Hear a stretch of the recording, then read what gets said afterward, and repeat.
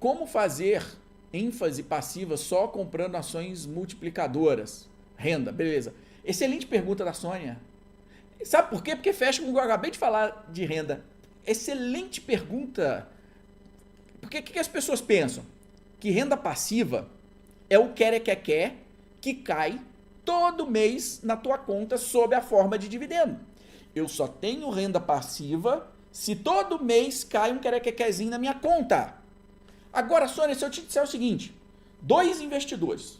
O primeiro investidor foi dado a ele 100 mil reais e ele comprou tudo em fundo imobiliário, por exemplo. Ou ele comprou tudo em uma boa pagadora de dividendo, como BB Seguridade, por exemplo.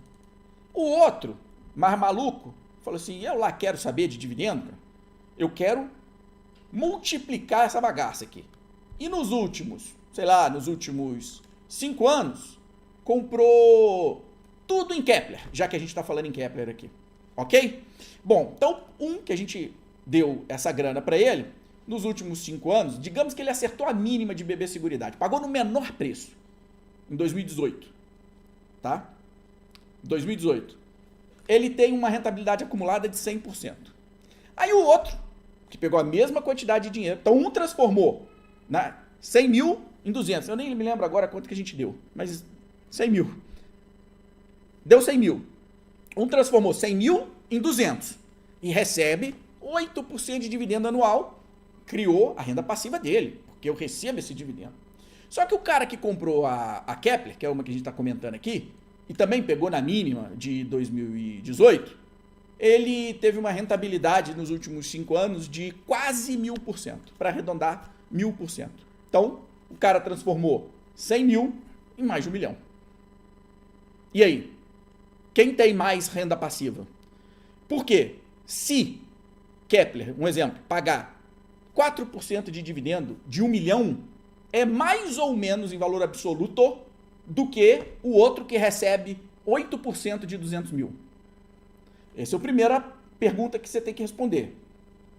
É fácil, é só fazer a conta e você vai perceber que em termos de dividendo, o cara que transformou 100 mil em 1 milhão recebe mais dividendo do que o que transformou 100 em 200. Ah, mas o que transformou 100 em 200 focou no dividendo, comprou uma boa pagadora de dividendo. Mas a matemática não dá para brigar com ela. Agora, tem um outro ponto, que é o seguinte, o cara que tem 1 milhão, ele fez 800 mil a mais do que o que tem 200, não é? Tá, ele recebe só 4%. Ele ainda pode vender até 20 mil por mês, completar a renda e ir dilapidando o patrimônio até chegar a 200 mil, não pode? Ou tô falando besteira? Hein? Porque se você tivesse escolhido o plano A, que é uma boa pagadora de dividendo com baixo upside, você teria 200. Só que o que você fez? O outro aqui, o malucão, ele escolheu uma empresa com capacidade de crescimento, com alto upside, conseguiu, acertou, multiplicou muito mais, então ele tem uma gordura para ser queimada. Não é? Tô errado? Então ele poderia vender o patrimônio até 20 mil para não pagar imposto, né? Para não dar dinheiro para o cabaré. Então ele pode vender até 20 para complementar uma renda passiva. Logo, eu faço renda passiva muito maior se eu multiplicar. Muito maior se eu comprar ativos com capacidade de multiplicação.